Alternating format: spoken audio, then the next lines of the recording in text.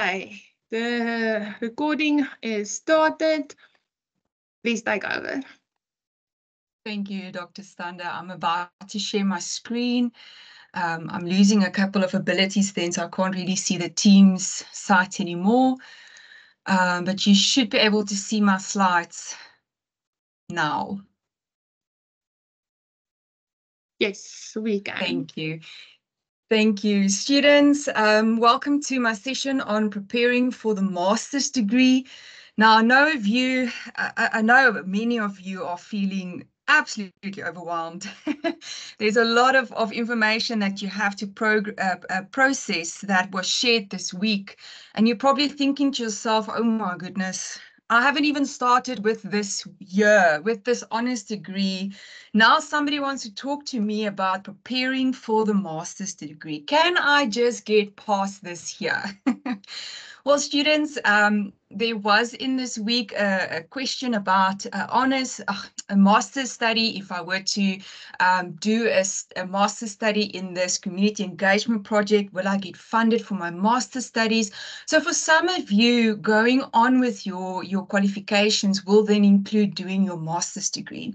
And we do not want you to be in a position where you get to the end of this year and thinking to yourself, oh my goodness, I wish I've known this. Or, oh my goodness, I wish somebody have told me this. Well, here is this somebody, and we are going to discuss preparing for your master's degree. Now, this isn't a very long presentation, so sit back, relax, and if you don't remember anything specifically that's been said today, you can always go back to the recordings when you have a little bit more time available to register what was said. Now, before I climb into my slides, I'm going to ask you a riddle. I'm going to start off with a riddle, and I would like to know who can tell me what I am, what this riddle am. I dwell in pages, yet I'm not a word. I'm sought by scholars, yet I require no reading. The more of me you take, the more you leave behind. What am I? I'm going to read that again. I dwell in pages, yet I'm not a word. I am sought by scholars, yet I require no reading. The more of me you take, the more you leave behind. What am I? So I'm going to leave that riddle there. And while I carry on with my presentations, we're going to come back to this riddle, and I can actually then see in the chats what people think I am. Okay, so let's talk about preparing for the master's degree. This is just a summary of what I will be discussing with you. I'm going to carry on with my introduction that I've already started. We're going to just quickly stop with the honours degree and see how that actually helps you to prepare for the master's degree. I'm going to talk about the MCOM minimum requirements and then move on to the research focus areas, very important, that are linked to every MCOM degree that we've got, the MCOM curriculum, the requirements for applications, the application dates and registration dates, and then I'm going to end my presentations with a few slides on going forward just to help you prepare yourself for the master's degree.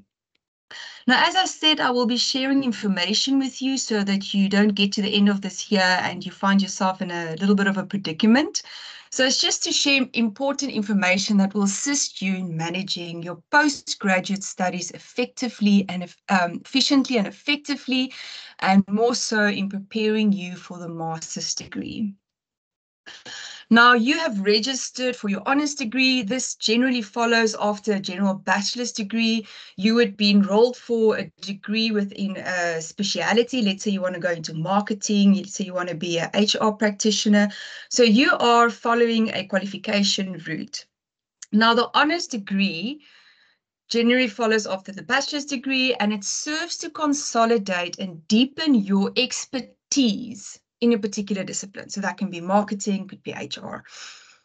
Now, the honours degree also demands a higher level of theoretical engagement and intellectual independence. Now, Prof. Botha in the previous session actually went into this in a lot of detail, so I'm now not going to go into this, but you are already starting to engage in what we call a higher level of thinking and reasoning and engagement.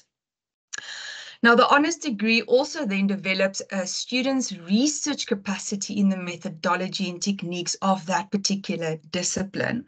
So in essence, all bachelor honours degree programs should include conducting and reporting research and scholarship under supervision.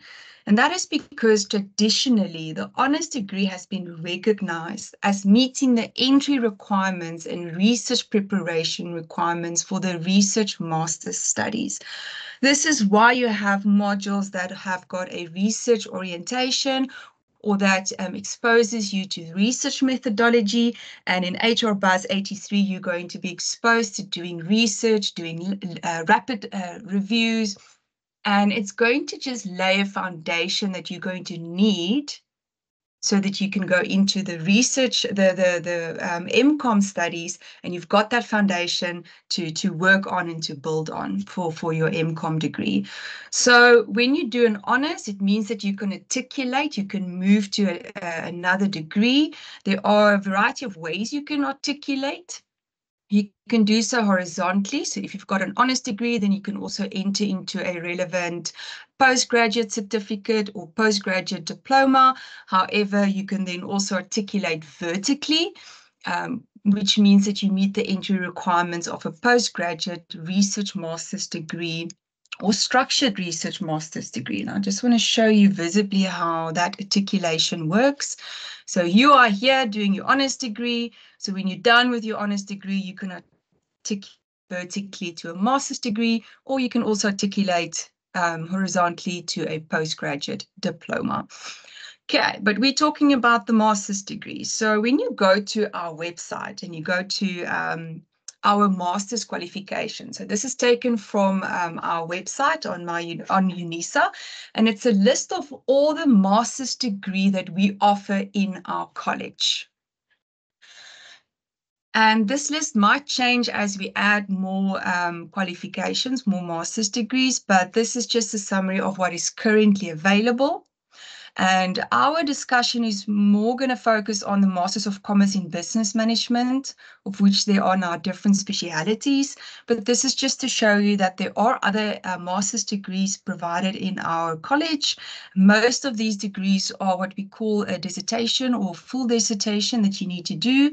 However, we do have the Masters of Public Administration that involves a coursework. And I know that one of the Masters in Commerce in Industrial and Organizational Psychology is also a coursework Masters. But we're going to focus on the MCOM in Business Management going forward, which is a full dissertation.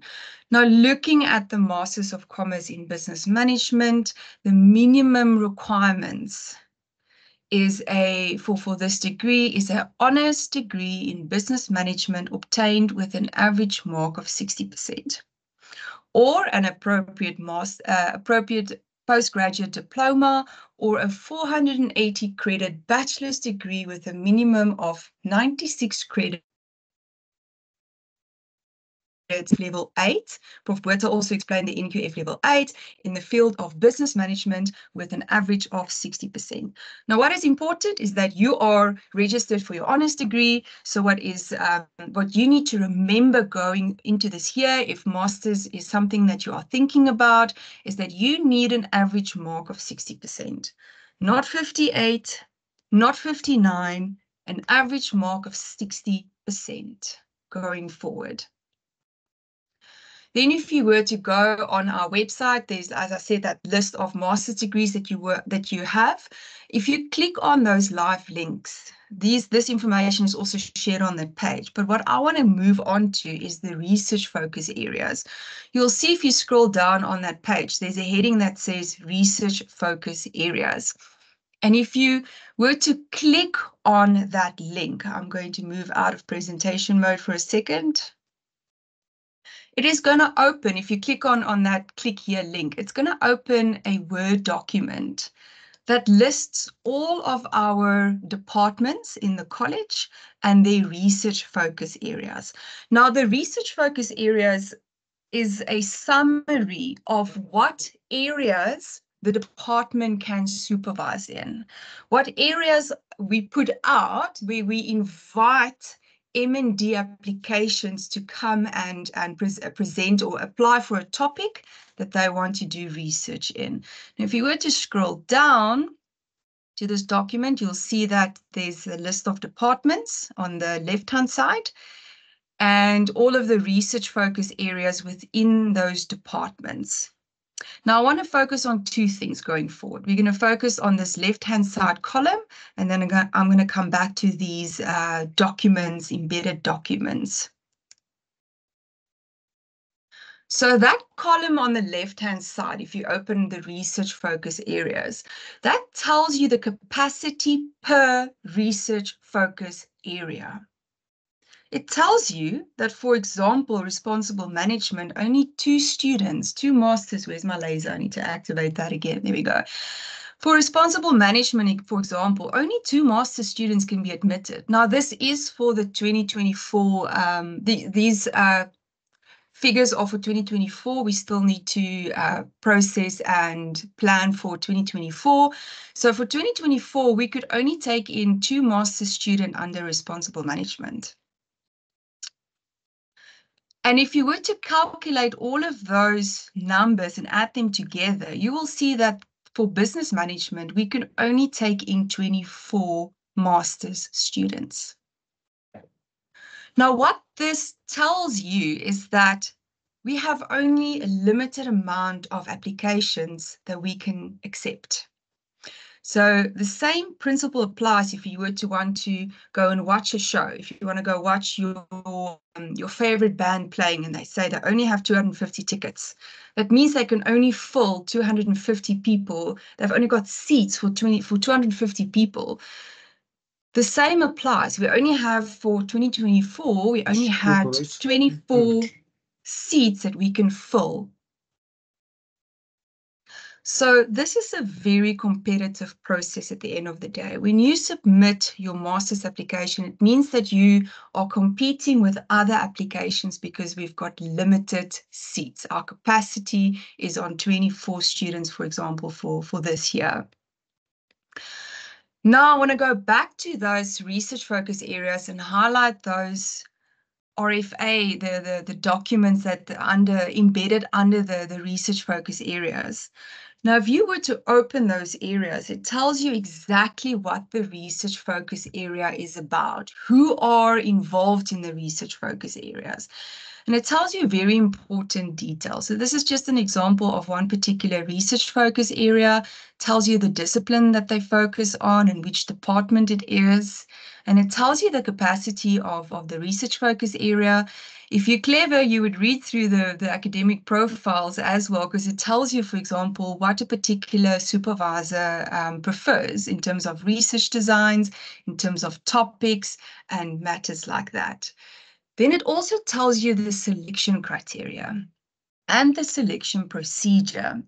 Now, what is required in a research focus area is for you to submit what we call an expression of interest essay, or also known as a research outline. Now, you've probably heard this word in this week used before.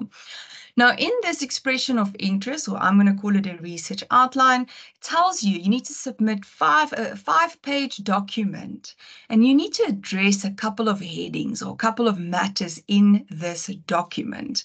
And even highlighted here is to say that you need to include a clear problem or gap that you are going to address.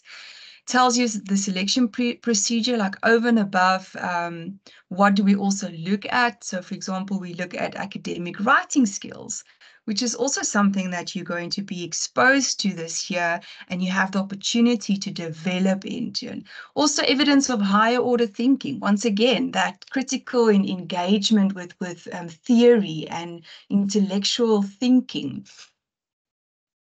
Then also under the research focus area, it tells you technical requirements of the document, what font to use, how big the font size must be, the technical presentation of the document at the end of the day.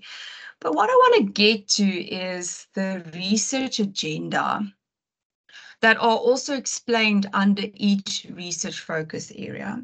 Now, the research agenda basically tells you the parameters. It gives you the boundaries of which in the research focus area operates in, or what they focus on.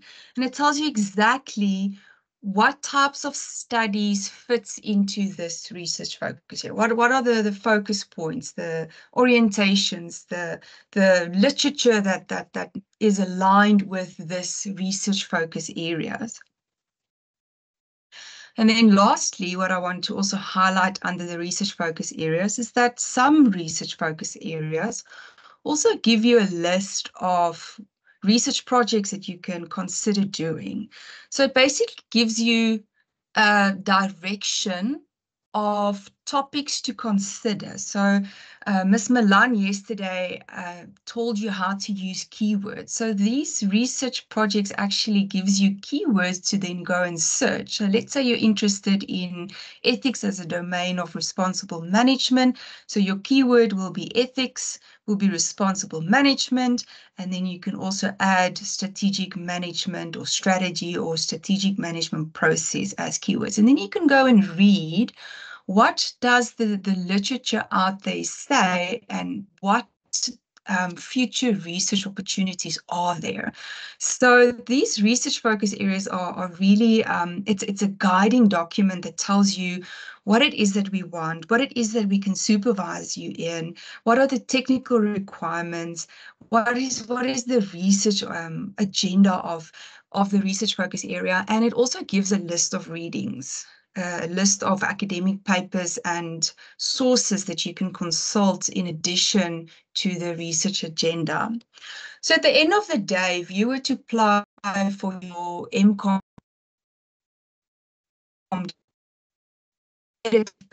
we only have limited seats available, if I can put it that way.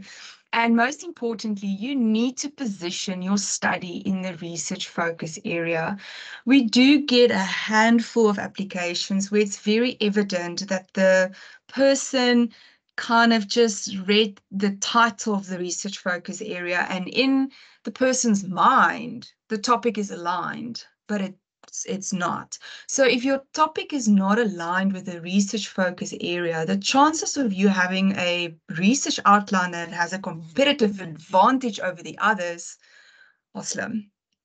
Then look at the guidelines being provided, have that guide you in what it is that you can do and the presentation of your research outline.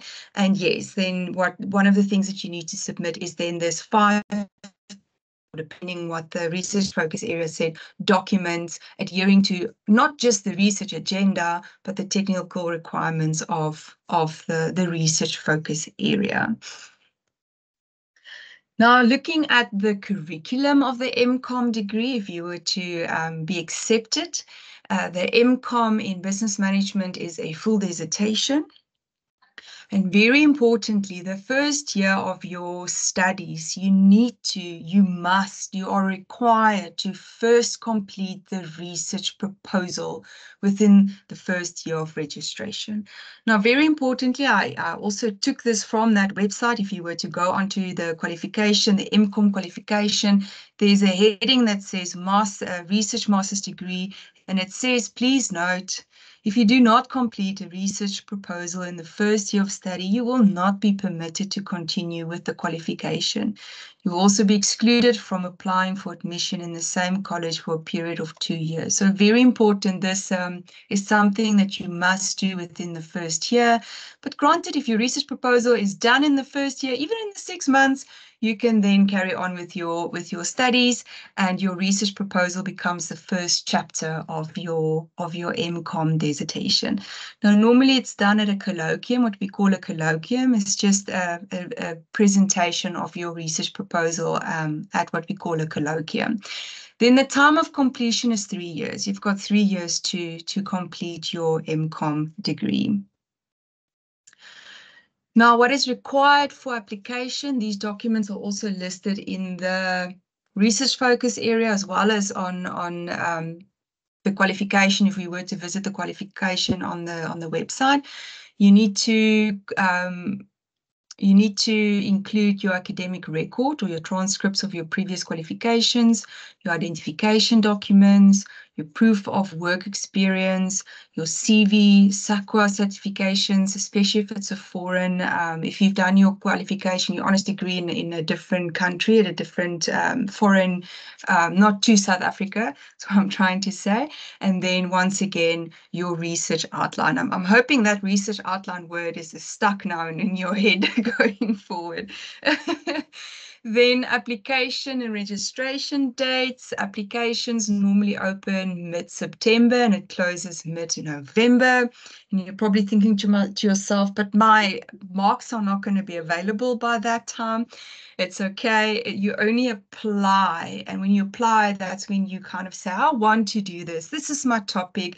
Please, can you review and maybe select my topic if it's aligned with the research focus area. So it's just the process of applying, and then registrations are normally from the 1st of January to the end of March. And by that time, your marks will be available. I just want to highlight at this point that even if you do adhere to the minimum requirements, it's not necessarily that you are definitely going to get accepted. Like I said, there's only a limited amount of seats available. And at the end of the day, it is about what the topics that are being submitted to the department, how many we can actually take in, and the alignment of the topics to the research focus areas. Okay, so I'm almost at the end of my slides. The last 2 slides is just about going forward. And that is just to prepare yourself if you know that you want to do your master's degree, if it's something that you're contemplating, even not for next year, but maybe 3 years from now, you still need to adhere to the minimum requirements of the degree. So prepare yourself, make sure that you get that average mark or higher. And then going forward, you are going to be spending a lot of time reading. So even if you want to apply for your master's degree, you need to read, understand the research focus area, understand the topic that you want to do. Earlier in this week, there was a couple of platforms shared with you. These are some of the ones that I like to use, which is Google Scholar, Insightful, Consensus. Those platforms were used, was already mentioned. Ms. Milan yesterday showed you how to access databases like Scopus, Web of Science. Emerald was also one of them. These are very good databases to consult and to find articles that are within the topic that you want to do. And don't forget to remember to read about what the research focus areas are about. And also there's a reading list included in the research focus areas as well. Go and read those articles and sources that are there. There might even be websites that leads to, let's say, the strategies practice body of knowledge. So go in and read that. And when you read in going forward, prepare yourself and for what academic writing is. And this is a topic that's also been addressed in this week. And when you read through articles, try to become aware of how these articles are presented. What is the writing style? You'll see that academic writing is very different to if you were to read a novel, a book, a storybook written by an author. It's very different. Your audience are different. You are basically writing to experts, people that are familiar about what's going on in the field. So your audience are different, the tone that you use are different. You need to reference your sources, academic sources. So when you read through articles, become aware of how an article is written. And then, as I've highlighted before, in one particular research focus area, it's even bolder to say you need to identify a clear research problem or gap. Now, when you read through articles, see if you can identify why this article was written. We do research because we are addressing a research problem or gap. We are contributing to society by trying to solve a research problem or gap. Now, I've included there an article that's very helpful for me. It's an article written about the taxonomy of research gaps, identifying and defining the 7 research gaps. So you get research gaps, you get 7 different research gaps, and this article is very helpful. I'm just going to show you shortly what this article discusses. Actually, just want to go out of my slides here. If you go to the article, it actually shows you what the 7 gaps are, and then it defines the gaps for you. And if you were to scroll down, it even gives you an example of how to write up a gap if you've identified it. So very, very relevant article that I also like to consult. Miss Milan yesterday did show you how to also identify research gaps in articles. I want to highlight this again in this recording, should you ever visit this recording back again, and in today's discussion. So if you read through articles and you want to understand the gap that they are addressing in this article, authors would present it in the beginning of the article, sometimes under the introduction, and they will, for example, say in this article, this is an article that was within my research focus area, my research interest. So it says here in the introduction, it says, so far, the majority of contributions in this research fields either have been theoretical or only focused on specific issues for corporate sustainability integrations. In response to this research shortcoming, the study is going to focus on that. So the articles sometimes tell you verbally, explicitly, due to this limitations, due to the limited research, due to this gap, see if you can identify it and become familiar with how research problems are identified and also written up. Another way, Ms. Milan showed this yesterday, is if you go to the end of an article, the title would be Conclusion and Future Research, something in line with or future endeavors or future research opportunities.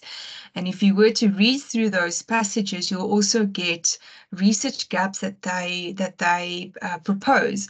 Now, normally when you use your key terms, you will read articles that are in line with what you want to read about. So it's going to tell you the research gaps in those key terms, depending on the focus of the article specifically. But here it tells you, it says, firstly, the success of, and it carries on and tells you what you can do. Future research on more detailed performance measures and management of all sustainability factors could significantly benefit.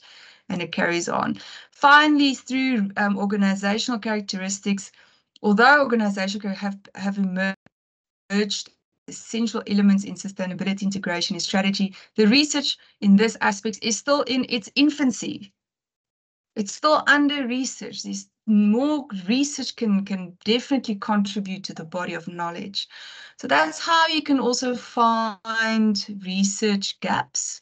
And this then brings me to the end of my presentation. I'm going to exit my presentation. I want to see the comments. Let's see. The riddle was, I dwell in pages, yet I am not a word. I'm sought by scholars, yet I require no reading. Oh my goodness, the answer's not on the slide, hey. Is there anyone in the chat that might have said wisdom? We had wisdom. Wow, that's a good answer. That's a good answer. Knowledge. There was wisdom, and then the student. Student. Oh my goodness, that was not a good strategy to stay out of my presentation mode. Wisdom. Very, very good. Okay, so the riddle was knowledge. Throughout this week, we spoke about knowledge, we spoke about information sharing, and my departing words to you is, yeah, you've been equipped with knowledge, you've been equipped with information, and I wish you, with the tools that you have in your toolbox, all the best with this year.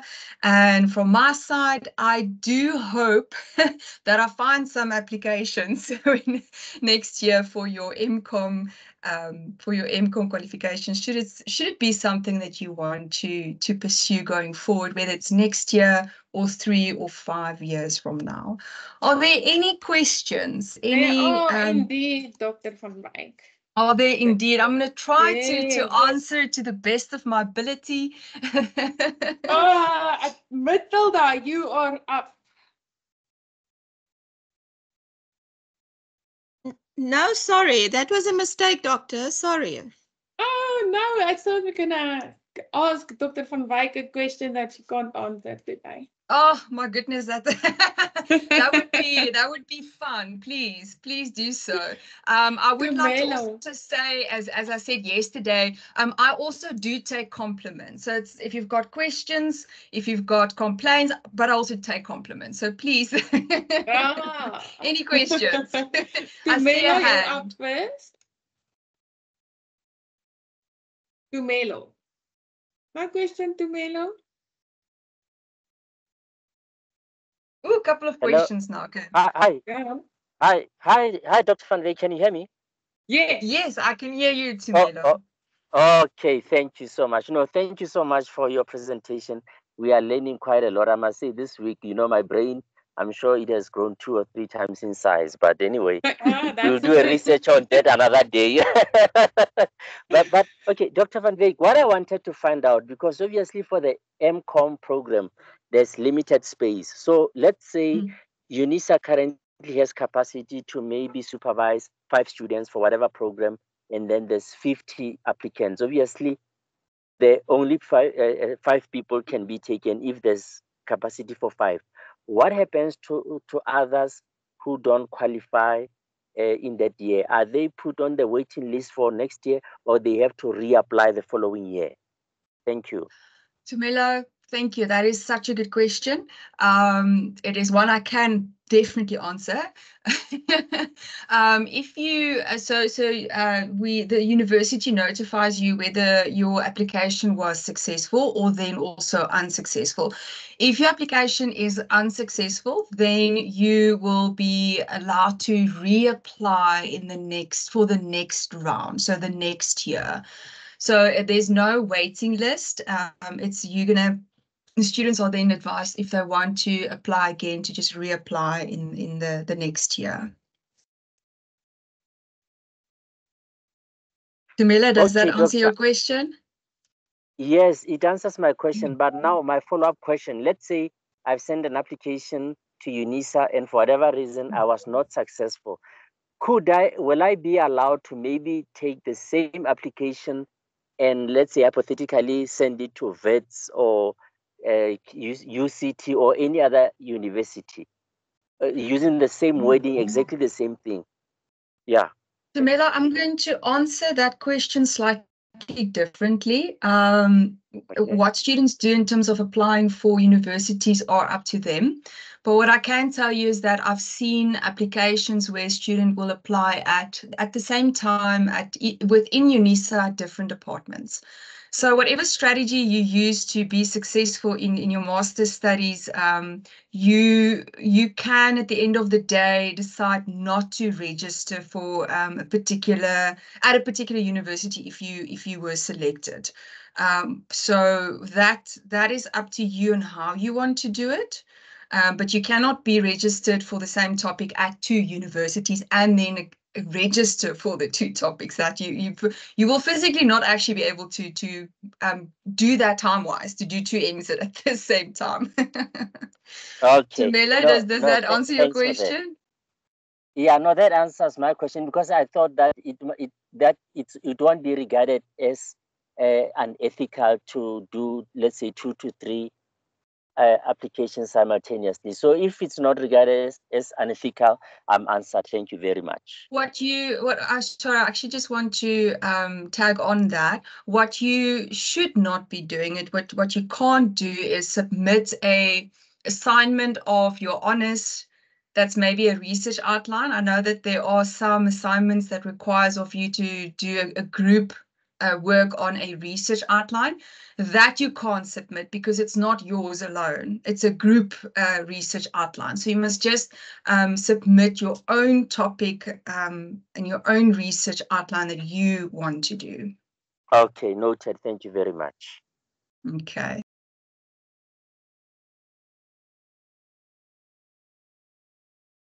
Okay, let's see whose hand is up next. Matilda. Okay, sorry. Can I ask? I noticed that the BCom Honours in marketing is not available in the master's degree. Is there a reason for that? My undergraduate studies was in BCom Marketing Management. It's now doing my honours in business management. Is there a reason for the marketing not being part there? I was just curious. I just want to make sure, are you talking to the Masters of Commerce in Business Management with a speciality in marketing? Yes, I noticed there isn't, it says not available in marketing. On the website, so I'm the coordinator for business management. I can see that it's listed as a master's degree under the qualifications. It could be because it's closed now to apply to this to the master's degree, but it's a qualification that we offer.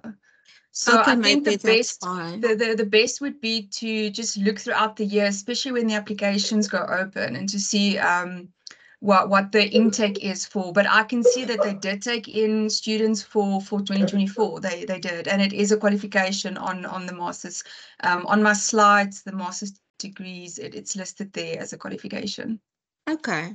All right. Thank you. I'll look Right. into it. Thanks. All right.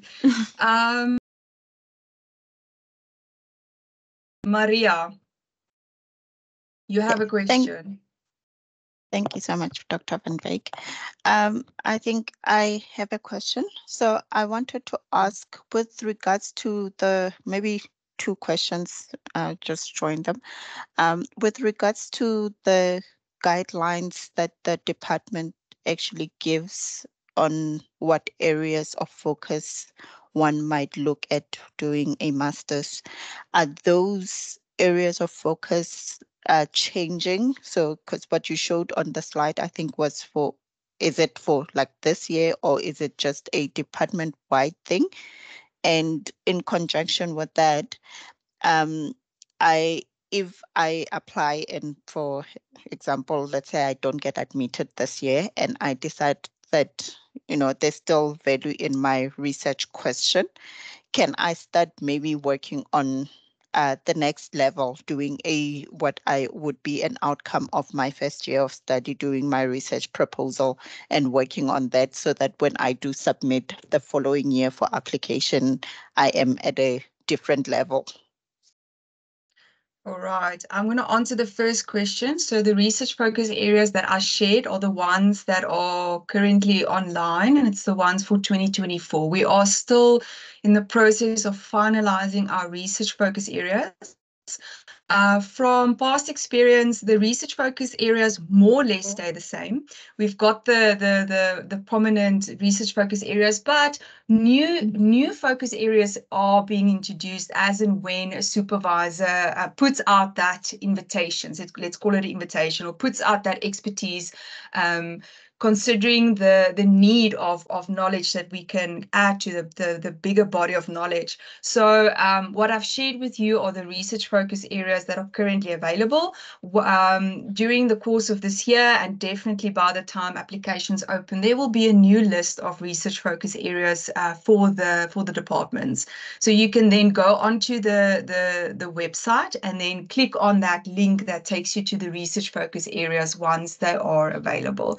So it does change. In terms of your second question, if you were not to get selected and you would like to carry on with your topic by yourself, It is a risk that you are welcome to take. The only thing that you cannot do is that you should not do is you're just not allowed to do any data collection unless you've got ethical clearance.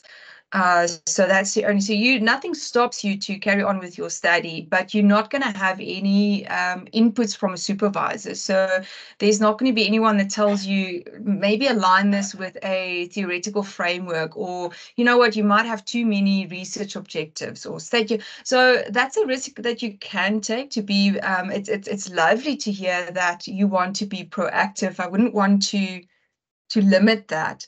Just whatever you do, it's wonderful if you could decide on the research methodology ahead of time and actually put those thoughts in writing down.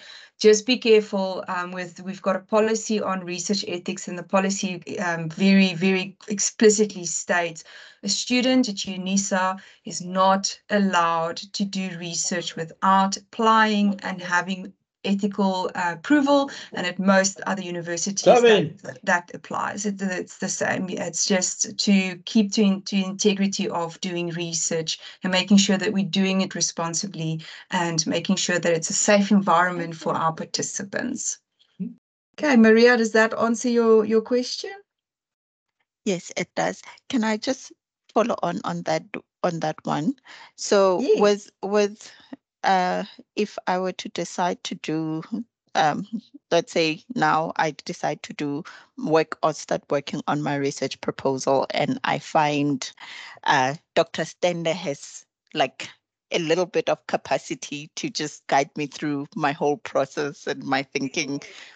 And I'm just hypothetically speaking, and 100%. she guides me through all of this, and I'm able to put together a research proposal and whatnot. Would that be admitted, like at the end of the day? Like it's and I mean, being able to cross all the T's and dot all my I's in how I get to that point. Maria, it is conversations like this that gets me very excited. It is absolutely wonderful that you want to have more than just a research outline on the table. I've seen students submit proper research proposals. I've not seen that people reject it because of that. We do want a research outline. So I would say keep to the requirements of what is specified in the research focus area. If it's a 5-pager that they want, my advice would be to keep to that.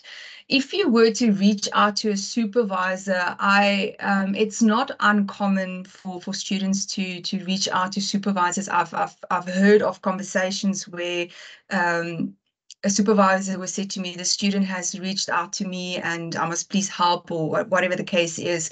But what I can say is that, for example, we're not allowed, you won't get a full capacity supervision support when it comes to research outlines outside being registered.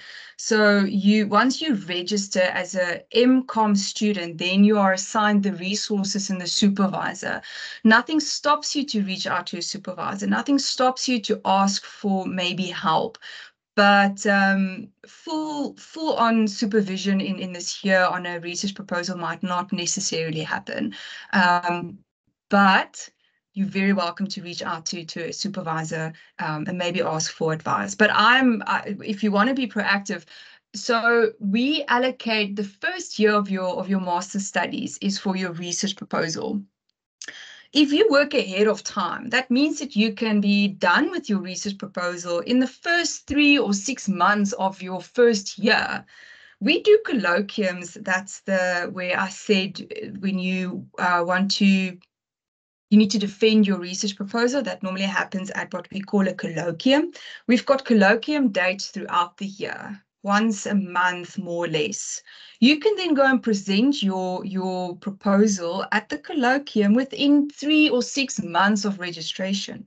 That means once you've passed the colloquium, once people have given you the thumbs up, then you can immediately carry on with your research and go on to the literature review, which will be your chapter 2. So your research proposal becomes your chapter 1, and then you can carry on with your chapter 2. So you are going to be ahead of schedule, which will be wonderful, because students, let's be honest here with each other. Life happens. Life happens. I have had students that change jobs, and that just basically means that for a couple of months, they couldn't really work on their research proposals. So if you can get ahead of time, do so. There are resources available that can help you write a research proposal. So if you can, if it's in your capacity in this year doing the modules, if you're doing 5 modules, if you're doing 1 module, if you've got spare capacity and you're really excited about doing your master's, nothing stops you to start working on that. And it's as easy as, if you do have, let's say, a research proposal on the table, you literally just go and shorten it to 5 pages, literally taking out the key concepts and put it in your research outline, the headings that they want in the research outline. Does that answer your question, Maria? Does that leave you in a position that you want to do a research proposal this year? Thank you so much. I'm just planning my life. Awesome. No, I'm getting excited to hear this. There's a lot of students that are excited about the idea of doing a master's now, Doc. That is wonderful. And I must say, you are being equipped this year to do a rapid literature review. So you're getting exposed to research ethics. You are getting exposed to academic writing, and you are just getting that foundation in this year to be able to build on that and make a success of your MCOM studies. Any other questions?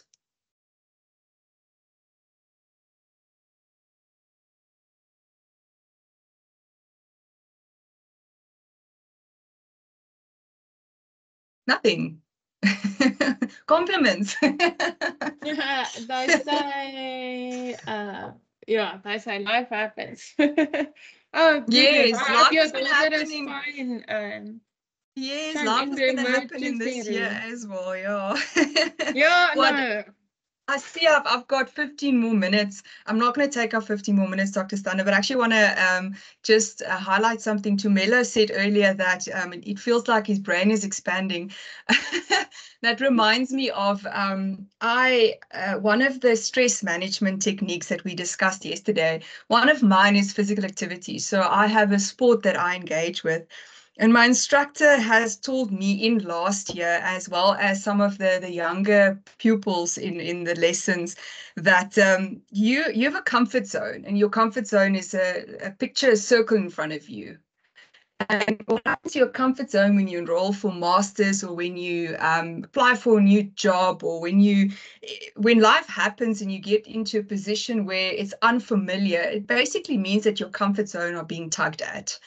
And if you enroll for something like a master's, or in my case, I pay someone to teach me how to do better in my sport, basically what that person does is that person tugs on my comfort zone and it says, come, you need to learn now, you need to be better, you need to be able to compete on the high levels.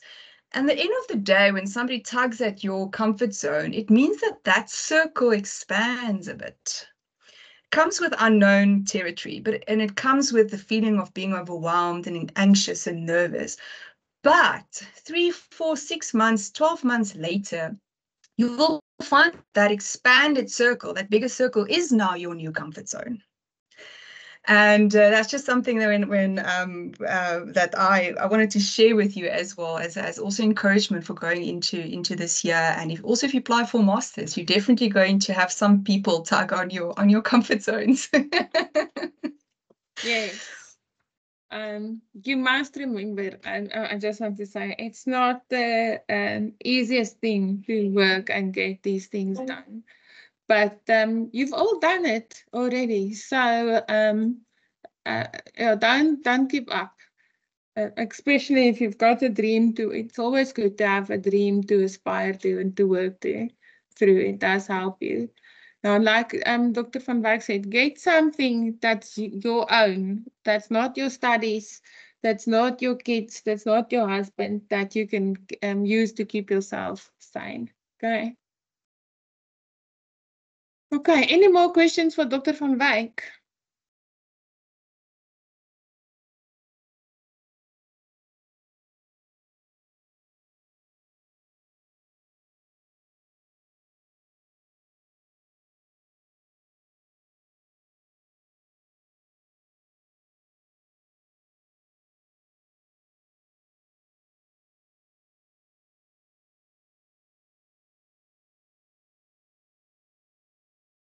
Okay, no. So, Doc, thank you so much. I'm then gonna just stop the recording for us.